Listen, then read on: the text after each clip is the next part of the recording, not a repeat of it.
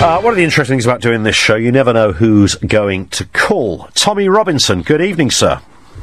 Good evening. Hi. No, it's interesting because we were going to invite you on the programme anyway at some point over the next weeks to sort of debate these kind of issues, not knowing that obviously what has happened today and all the rest of it. But we've sort of moved this hour into the issue of well, I guess, you know, where Islam sits within the bigger picture of this. Many Muslims countering the idea that this is carried out in the name of Islam and offended by it. And, of course, you come into this debate because founder of the EDL, no longer with the EDL, but you're doing other things now. I guess, you know, it's reasonable to say you are sort of very much, you live in the middle of this debate, Tommy. I do. I was born in the middle of the debate. I was born in Luton, and it's epic of growing up there. But if you look at the Quran, that's all you have to do. I've been called a racist. That man who casually called you a casual racist, I've been called and shouted down as a racist for 6 years, for simply telling the truth, for simply pointing out facts about Islam. That's all I've done, is point out facts and tell the truth about Islam and tell the threat it poses. For example, you pick up the Quran, there are over 100 verses that incite terror and violence against non-Muslims. Over 100. It says 14 times that Muslims can take non-Muslim women as sexual slaves. These sort of things cause problems. And I think non-Muslims, wherever you find them, take them captive, harass them, lie in wait and ambush them using every stratagem of war. These sort of quotes, that's Surah 9:5, these sort of things inspire terrorism. So why would, I mean, just on that point, Tommy, I mean, I'll let you talk uninterrupted, but I just want to, just to clarify, if I had a Muslim on the phone right now, they would clearly say you're bonkers, and that's not true. It might be in there, but the literal interpretation of it, just like the Bible, I know you've heard all these arguments before, but just like the Bible, you don't interpret them literally, they are there for different reasons. How do we square that? If you try to live as the Prophet Muhammad did, look, people, it's free now. We use this word Islamist. Everyone from our prime ministers and everyone will say we're against Islamists and Islamists are evil. The Prophet Muhammad was an Islamist. He enforced Islam. He spread it with fear and terror. He actually, a quote from Muhammad, "I have been made victorious with terror." Okay, he's not a man of peace. This man that all Muslims hold up as the moral compass, this man murdered. He raped. He pillaged. That's why we have a problem. And of course, the majority of Muslims don't take it literal. The majority of Muslims don't pick up the Quran. The majority of Muslims don't go to the mosque. The majority. When you have an extreme literal interpretation, we have a huge problem. And you have the other gentleman who's ringing up saying we need to work with Muslims and we need them to tell us and inform on other Muslims. He's living in dream world. It's not going to happen. We've just seen the terrorists, the most wanted terrorist in the world from the Paris attacks, has been strolling around his home neighbourhood for 4 months. Yeah. And quotes from Muslims who are living there saying everyone knew he was here. Everyone knew he was here. So, and the prevent strategy, I mean, this was going back a few years. There's £360 million given to the Muslim community for prevent, which was supposed to be for mosques to inform on radicals and extremists. For an example, there's a mosque in Luton that received money for this. And the Stockholm bomber, the man who went and blew himself up in Stockholm, went to this mosque. Yeah? Now, after he blew himself up, the mosque imam came out and said, we challenged him on his radical views. You challenged him, but you didn't report him through Prevent, which you've been getting tens of thousands of pounds to do. Yeah? So Muslims do not tell on Muslims. Again, that's backed up by scripture, because they'll be siding with the non-Muslims. So you think that's what was happening in Belgium with this man who was mooshing around since November as the world's most wanted man within his own community? World's most wanted man, but we've seen when the police went in and arrested him, the youth come out and attack him. The youth come out and attack the press.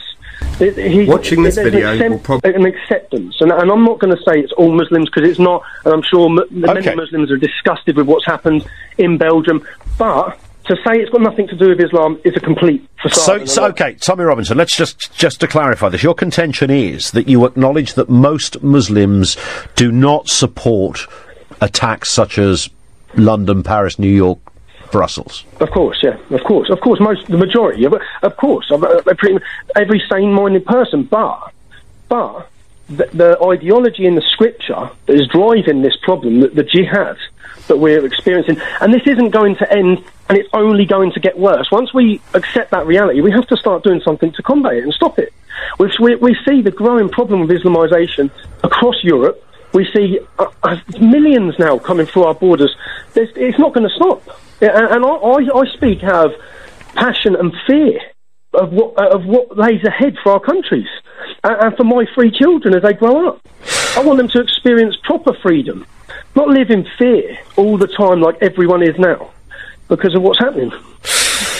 So many, and again, you've heard all of these arguments, Tommy. But you know, many suggest you create that fear, and you did with the EDL, Pegida, which is the new kind of or British chapter, if you like, of the German-based organisation. That you're doing it again. You're actually scaring people. You're whipping up racial hatred, whether you acknowledge it or not. What is your response to that?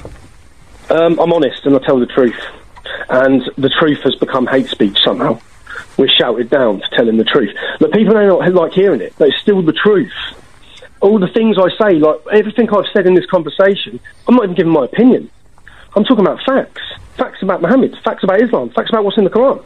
Well, talking of Muhammad, a different Muhammad, a caller from Woking, he wants to put a point to you, Tommy, if that's all right. Yeah. Cool. Mohammed, good evening. What are your thoughts?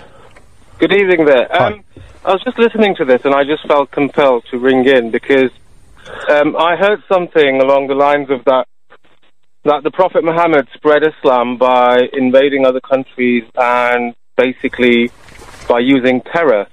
I'd just like to enforce. Islam by... I quoted Muhammad. That's a quote from Muhammad. I've been made victorious through terror. No, I don't understand what you've just said. You don't understand it. The Prophet Muhammad said, I've been made victorious through terror. I've been made victorious through terror? Yeah, through terror. And can you quote the rest of it?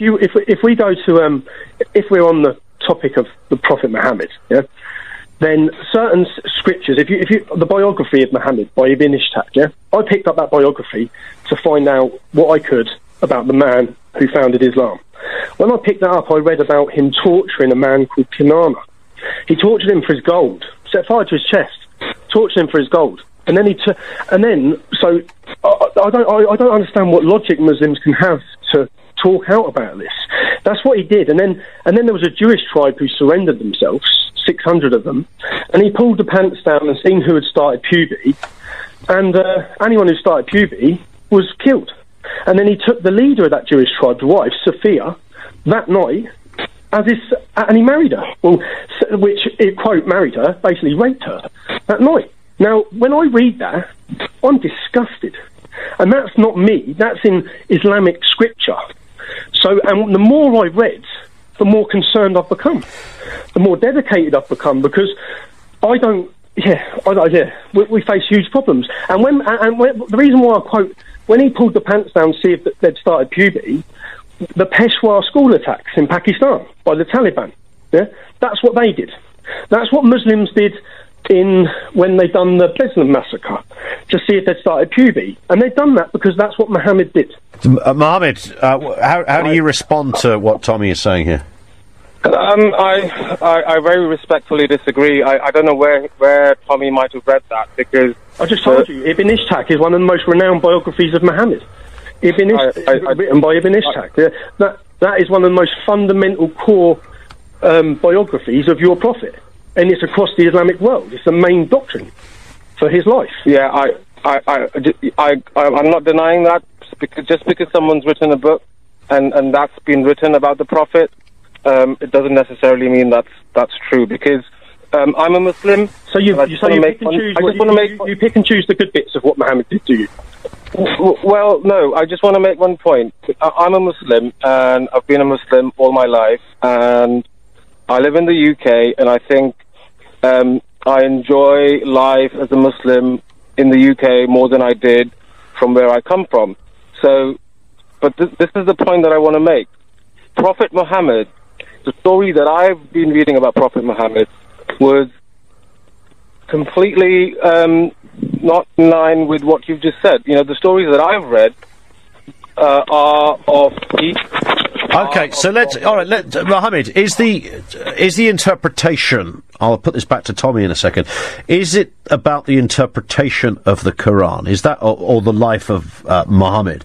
What is the issue here? Is it open to interpretation, or is there just a one-dimensional way of reading Quranic verse? Yeah, if it's a biography, well, it depends on who's written the biography. What about the Quran itself? Tommy was quoting some lines from the Quran. How do you respond to that? The unsavoury ones.